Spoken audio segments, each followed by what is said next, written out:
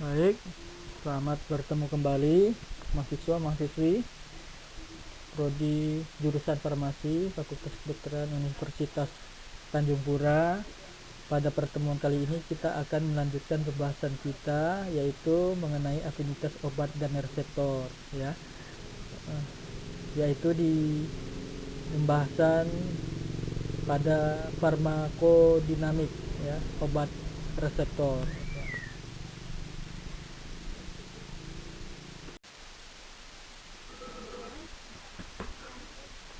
Obat kita memiliki potensi untuk membentuk ikatan kimia dengan reseptor. Begitu pula sebaliknya, reseptor itu memiliki potensi untuk membentuk ikatan kimia dengan obat, ya. Karena pada dasarnya baik obat atau reseptor tersusun oleh atom-atom yang membentuk senyawa-senyawa. Sedangkan senyawa-senyawa kimia mulai dari atom sampai membentuk molekul senyawa atau molekul unsur juga dapat membentuk ikatan atau interaksi, ya. Baik ikatan antar atom seperti ikatan kovalen, ikatan ion, atau interaksi antar molekul, baik itu ikatan hidrogen maupun interaksi ikatan lipofil atau hidrofob atau van der Waals, begitu. Nah, reseptor sendiri ini memiliki potensi membentuk ikatan karena kalau kita lihat reseptor tersusun dari protein, sedangkan protein itu disusun oleh unit terkecil yaitu asam amino. Nah, asam amino seperti yang kita lihat di slide ini tersusun dari beberapa gugus fungsi, beberapa bagian gugus fungsi. Gugus karboksil, COOH, gugus amina, NH2, dan gugus R.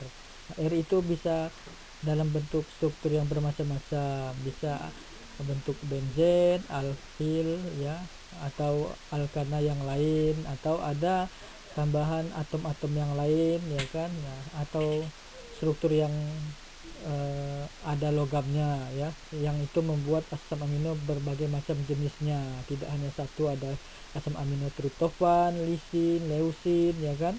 Nah, ada treonin dan macam-macam. Yang pasti asam amino tersusun oleh gugus karboksil, amina, dan substituennya R. Yang ketiga gugus fungsi ini memiliki potensi untuk berikatan kimia. Nah, pada bahasan paling pertama ini kita mengawali dengan ikatan ion, ya. Nah, jika kita lihat asam amino itu memiliki gugus karboksil COOH dan NH2 amina yang mudah membentuk ion.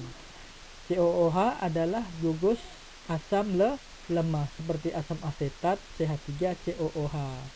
Nah, jika cairan fisiologis tubuh kita itu di lingkungan reseptor berkondisi sedikit asam, ya, maka COOH ini akan melepaskan H menjadi COO- dan H+, seperti dilihat di skema reaksi kimia ini, ya. Nah, asam amino akan melepaskan H+ sehingga terbukalah gugus karboksilnya itu COO-, ya. Nah, COO- ini dapat berinteraksi dengan lawannya, ya, yaitu yang positif. Nah, ya, begitu. H+ yang sudah lepas tadi lari kemana? Tentu akan dapat berinteraksi dengan gugus amina. Kenapa? Karena di gugus amina memiliki pasangan elektron bebas, ya. Nah, sehingga menjadilah NH2 amina berubah menjadi NH3+. Nah, ya, begitu. Nah, seperti yang kita lihat bagaimana ikatan ion terbentuk, ya. Setelah COOH tadi dari gugus karboksilnya asam amino melepaskan H+ dalam kondisi sedikit asam, maka akan terbentuk gugus COO-, ya, yang dapat berikatan dengan ion positif dari obat kita. Nah, sedangkan H+ tadi pergi kemana? Dapat berinteraksi dengan gugus amina dari asam amino itu sendiri karena N dari amina asam amino memiliki pasangan elektron bebas, sehingga berubahlah dari NH2 menjadi NH3+. Nah, sekarang di asam amino reseptor tadi akan terbentuk dua kutub negatif di COO- dan kutub positif NH3+. Nah, tentu ini dapat berinteraksi secara ikatan ion dengan obat kita. Contohnya obat apa yang dapat membentuk ikatan ion? Contohnya obat para amino benzoic acid ya. Nah, itu obat para amino benzoic acid memiliki gugus karboksil juga, COO-. Nah, dalam kondisi sedikit asam maka akan melepaskan H+ juga sehingga terbentuk COO- ya. Begitu pula H+-nya akan pergi berinteraksi dengan NH2 amina dari obat kita, para amino benzoic acid tadi, sehingga menjadi NH3+. Nah, sekarang sama-sama di obat kita, obat para amino benzoic acid ada kutub negatif dari COO- dan juga NH3+, kutub positif. Nah, sedangkan di asam amino reseptor juga ada kutub tadi negatif COO- dan juga NH3+. Nah, sehingga COO- obat kita berinteraksi dengan NH3+ dari asam amino, sedangkan NH3+ dari obat kita berinteraksi dengan COO- dari asam amino, sehingga terbentuklah ikatan ion. Ya, kemudian asam amino dari reseptor dapat pula berikatan secara bukan ikatan ion, yaitu ikatan yang lain, yaitu ikatan apa? Misalnya ikatan non polar atau hidrofob. Nah, ya, bagaimana ikatan non polar terbentuk? Definisinya sudah pernah disampaikan di pertemuan tentang penetrasi obat ya, dan juga di video-video pembelajaran sebelumnya tentang bagaimana ikatan atom terbentuk dan interaksi antar molekul di video pembelajaran tentang reaksi kimia. Nah, reseptor memiliki gugus R tadi ya, substituen R ya, selain gugus amina dan karboksil ya yang menyusun reseptor ya. Jadi gugus R itu dapat tersusun berupa kerangka karbon, alkana atau benzen ya, atau atom-atom yang elektronegativitasnya rendah ya. Nah, sehingga ini memudahkan terjadinya ikatan hidrofob atau hidrofil atau lipofil ya, maksud saya. Nah, seperti yang dilihat di gambar ya, bahwa asam amino itu yang memiliki contoh jika R-nya itu adalah suatu benzen seperti ini atau suatu alkil ya. Nah, coba dilihat di situ ada benzen atau rantai alkil. Nah, dapat berinteraksi dengan obat kita yang tadi, obat para amino benzoic acid, yang mana di obat kita kan ada benzen juga. Nah, sesama benzen antar obat kita dengan asam amino itu dapat berinteraksi secara ikatan non polar atau hidrofob atau lipofil ya. Begitu juga dengan yang rantai alkana dari asam amino dapat juga berinteraksi lipofil, hidrofob atau nonpolar dengan itu benzen obat kita ya, seperti itu. Ya, kemudian asam amino juga dapat membentuk ikatan hidrogen dengan obat kita. Yang penting di obat kita juga dapat berinteraksi atau memiliki atom-atom yang dapat menyebabkan terjadinya ikatan hidrogen. Nah, seperti kita lihat, ingat definisi ikatan hidrogen adalah ikatan yang terjadi antara atom H dengan atom yang elektronegativitas yang besar ya. Jika obat kita memiliki atom H yang dapat mendonorkan ikatan hidrogen ya, maka terbentuklah ikatan hidrogen. Contohnya seperti ini. Kita lihat obat para amino benzoic acid ya memiliki apa itu? Memiliki atom H.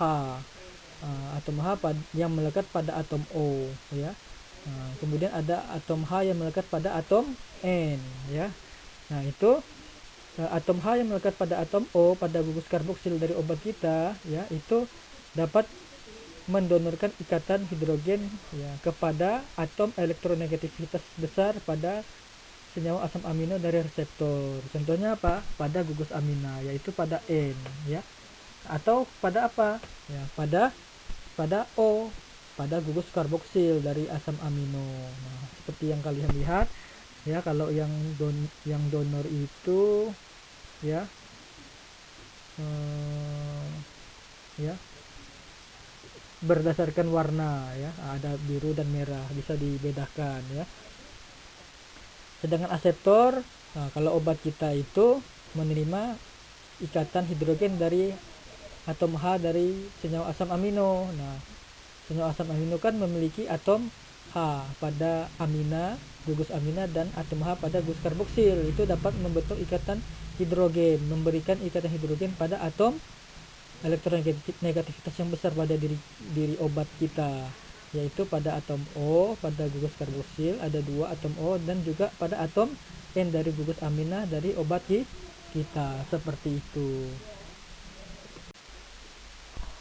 Kemudian selain jenis ikatan yang dapat terjadi antara obat dan reseptor, juga bangun geometri obat sangat menentukan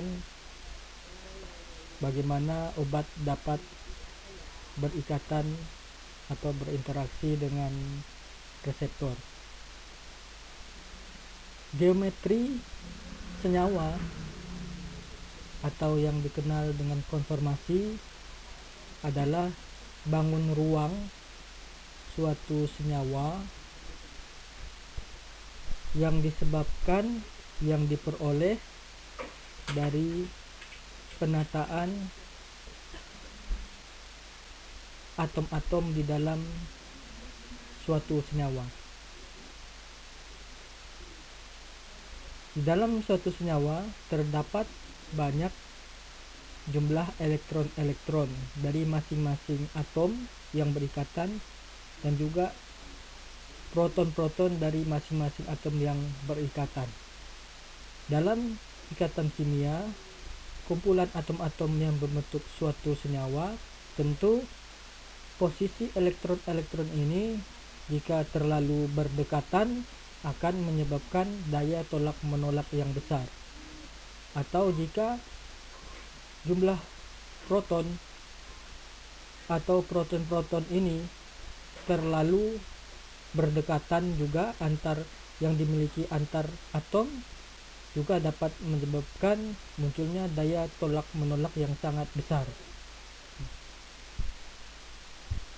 Elektron-elektron yang banyak juga dapat memiliki kemungkinan berdekatan sangat dekat dengan proton-proton yang ada di dalam senyawa. Begitu banyak elektron-elektron dan proton-proton yang ikut di dalam penyusunan suatu senyawa dari berbagai atom, mungkin saja untuk saling sangat berdekatan sehingga dapat menyebabkan tarik menarik yang kuat. Nah, apabila tolak menolak dan tarik menarik ini begitu kuat, dapat menyebabkan melekatnya elektron-elektron dengan proton-proton, atau saling mendorongnya elektron-elektron atau proton dan proton, sehingga semua ini dapat menyebabkan kemungkinan terjadinya pecahnya struktur suatu senyawa. Begitu pula pada obat. Nah, oleh karena itu senyawa berusaha menata posisi jumlah elektron-elektron yang begitu banyak. Begitu juga dengan posisi proton-proton yang begitu banyak, ditempatkan demikian rupa di dalam suatu senyawa untuk meminimalisir, mengurangi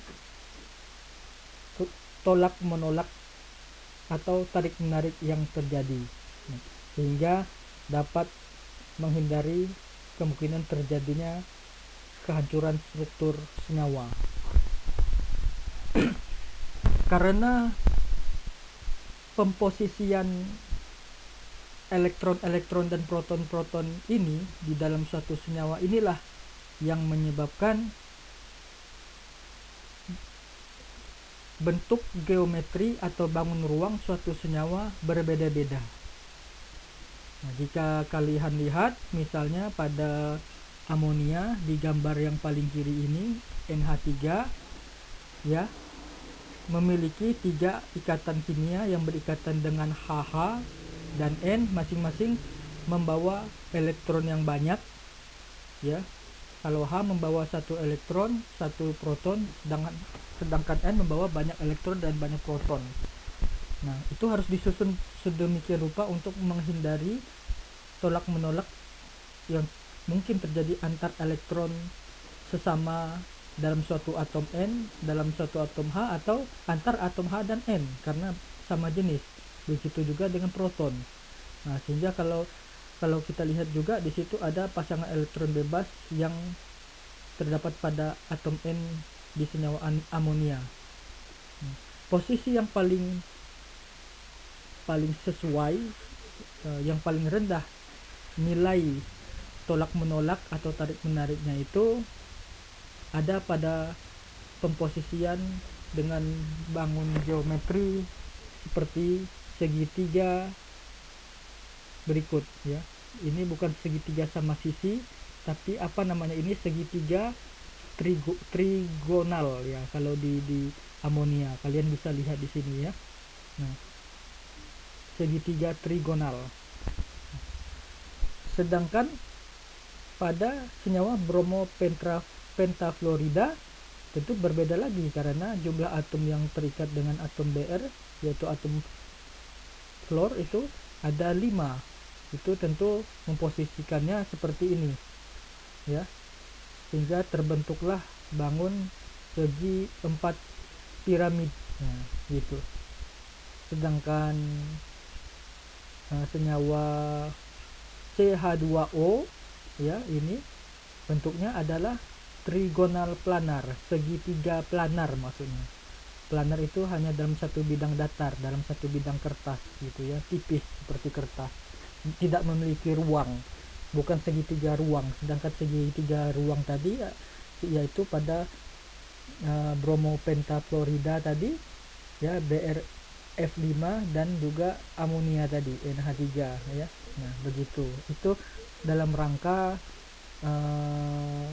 masing-masing atom di dalam senyawa tersebut, dari ketiga senyawa itu memposisikan elektron-elektronnya ya, agar sesama elektronnya tidak tolak menolak sangat kuat sekali sehingga menyebabkan pecahnya struktur obat, atau terlalu dekat antara elektron dan proton masing-masing atom sehingga melekat.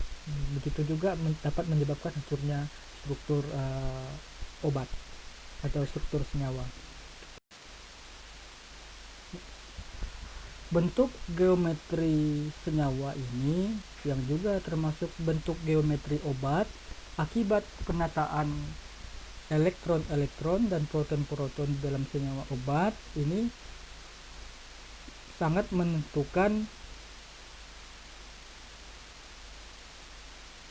potensi interaksi ikatan antara obat dan reseptor, karena penataan elektron-elektron dan proton-proton tadi dalam senyawa obat menyebabkan terbentuknya posisi-posisi tertentu dari gugus fungsi obat.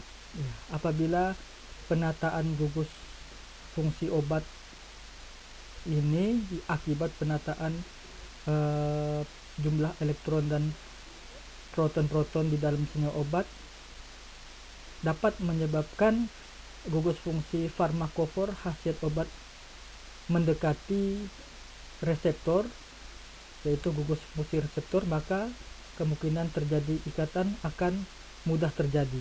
Sebaliknya, apabila penataan dari geometri ini menyebabkan posisi gugus fungsi farmakofor hasil obat semakin jauh dari gugus fungsi reseptor, maka akan semakin sedikit kemungkinan ikatan obat reseptor terjadi. Seperti yang kita lihat pada gambar A ini ya. Nah, pada posisi yang paling atas itu adalah penataan yang terbaik, karena obat dengan A ini bisa bertemu dengan gugus fungsi A juga pada reseptor. Begitu pula yang B bertemu dengan B, C bertemu dengan C. Nah, sedangkan yang gambar di bagian bawahnya ini adalah penataan yang tidak begitu menguntungkan untuk terjadinya ikatan obat, karena A ini bertemunya bukan dengan gugus fungsi A tapi D. Begitu pula dengan yang lain.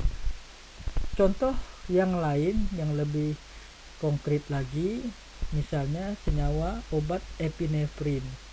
Nah, senyawa obat epinefrin jika dibandingkan dengan senyawa obat metildopamin, ya, maka epinefrin ini memiliki penataan geometri yang lebih menguntungkan untuk berikatan dengan obat, karena penataannya memungkinkan terjadi banyak ikatan obat. Seperti kalian lihat, bentuk geometri epinefrin memposisikan gugus OH ini, ya, OH yang berikatan dengan B dari reseptor ini dapat terjadi. Sedangkan pada metildopamin geometrinya menunjukkan penataan tidak ada gugus OH di dekat gugus fungsi B dari reseptor. Atau jika kita lihat lagi R dan S epinefrin. Nah, R epinefrin ini tadi yang penataan paling baik karena gugus OH-nya diposisikan dekat dengan B reseptor, namun di epinefrin sebaliknya, OH tidak diposisikan mendekati B, tapi diposisikan menjauhi posisi gugus fungsi B reseptor, sehingga tidak terbentuk ikatan di sini, ya begitu. Dan lebih sangat tidak menguntungkan lagi pada metildopamin, karena di metildopamin ini sama sekali tidak ada gugus fungsi OH yang diletakkan di dekat B, ya, hanya ada gugus fungsi H, ya, sehingga geometri obat sangat menentukan ikatan obat, begitu. Baik. Geometri obat atau konformasi obat akibat penataan elektron proton yang menyebabkan penataan gugus fungsi farmakofor khasiat obat itu ternyata dapat berubah. Jadi obat geometrinya atau konformasinya dapat berubah, ya, dapat menyesuaikan dengan posisi yang menguntungkan agar berikatan dengan obat, ya. Nah, tadi berarti ada dua, ada obat yang bisa berubah geometrinya, ada yang tidak bisa. Nah, yang bisa karena disebabkan obat tersebut dapat mengalami pemindahan posisi gugus fungsi, ya. Jika kita lihat mengapa terjadi pemindahan gugus fungsi, karena sebagai upaya obat dalam memposisikan gugus fungsi agar lebih banyak yang dapat berinteraksi dengan reseptor. Nah, karena yang namanya semakin banyak berinteraksi pada umumnya semakin disukai, karena semakin banyak energi yang dapat diminimalisir dalam rangka mencapai kestabilan. Nah, semakin banyak yang bisa dimungkinkan untuk dapat berikatan dengan reseptor dari gugus fungsi obat, semakin baik. Nah, namun itu juga terbatas pada kemampuan obat untuk merubah bentuk geometri, yaitu kemampuan apakah itu? Yaitu kemampuan merotasi, memutar bidang struktur obat. Nah, seperti yang kalian lihat, ada gambar berwarna hitam, ya, ada bentuk yang inaktif 2 senyawa, sedangkan bentuk aktif ada satu senyawa. Nah, ini adalah senyawa yang sama ya, namun karena senyawa obat dapat memutar posisi ya, memutar posisi, misalnya dari posisi struktur senyawa yang di tengah ya, pada gambar yang hitam ini, yang di tengah yang inaktif ya, yaitu yang D-nya sama-sama di atas, namun yang di tengah yang inaktif itu posisinya adalah CBA ya, CBA. Sementara yang di reseptornya itu menghendaki yang di bawah C itu adalah A, seharusnya A ya. Nah, baru hanya satu ya, yang sesama apa itu ya, sesama belum juga ya, ini ada B dan D. Nah, B dan D, nah hanya ini yang dapat diinterest, sedangkan A dan C ini beda-beda gugus fungsi sehingga tidak bisa bertemu, sehingga di posisi yang paling kiri obat merotasi, memutar bidang, yaitu A yang di sebelah kanan itu diputar ke sebelah kiri. Nah, kalau kalian lihat, sehingga A dapat bertemu dari A gugus fungsi obat dengan A reseptor. Ya, begitu pula dengan yang C. C dari gugus fungsi obat dapat bertemu dengan C gugus fungsi reseptor ya, sehingga dapat terbentuklah ikatan yang lebih banyak terjadi. Hal ini disebabkan karena senyawa ini memiliki pusat rotasi, yaitu yang ada di tengah, C antara D, A, B, C. Jadi C yang menghubungkan antara gugus fungsi A, D, B, dan C. Contoh yang lain seperti senyawa obat di bawah ini ya, pada gambar yang putih ya. Nah, jika kita lihat di posisi yang sebelah kiri ini, ikatan yang terjadi hanya melalui satu cincin saja dari suatu obat ya, karena hanya ini yang paling dekat dengan gugus fungsi reseptor ya. Nah, namun karena memiliki kemampuan untuk rotasi, memutar bidang gugus fungsi tadi yang di paling sebelah kanan ini, yang ada cincin N ini, cincin pentasiklik ya. Nah, ada 5 dengan N di dalamnya.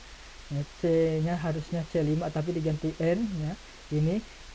Nah, ini C yang menghubungkan cincin ini dengan H ini dapat berotasi, sehingga yang ke atas adalah H dan ke bawah adalah cincin N ini. Nah, sehingga cincin N mendekati gugus fungsi reseptor. Nah, sedangkan di bawah pada gugus fungsi reseptor itu banyak rantai alkana. Nah, ini sangat sesuai sekali dengan juga alkil pada cincin N ini, sehingga dapat terjadi ikatan hidrofob. Dengan rotasi ini maka akan memungkinkan geometri obat banyak yang dapat berinteraksi dengan reseptor.